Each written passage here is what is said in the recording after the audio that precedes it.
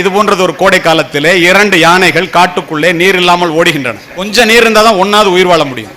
ஓடி ஓடி களைத்து போகின்ற நேரத்திலே ஒரு குட்டையிலே கொஞ்சோண்டு தண்ணி இருக்கு. 2 யானையும் துதிக்க வைக்குது. தண்ணி குறையவே இல்லை.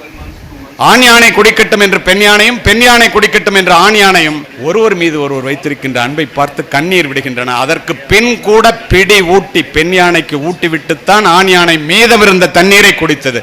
மனைவியை அப்படி பார்த்து கொள்ளுங்கள் என்பதற்காக சொல்லுங்க. இப்ப நம்ம எல்லாரும் வெள்ளை சட்டை போட்டுட்டு வந்து உட்கார்ந்து இருக்கிறோமே, கோட் சூட்லாம் போட்டு பேசுறோமே, யாரால?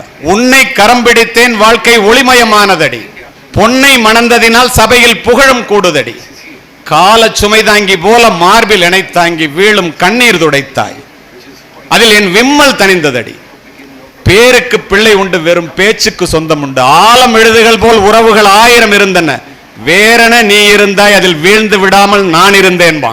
மனைவி வீட்டில் வேற இருக்கிறதுனால அத்தனை பேரும் வீழ்ந்து விடாமல் நிற்கின்றோம்.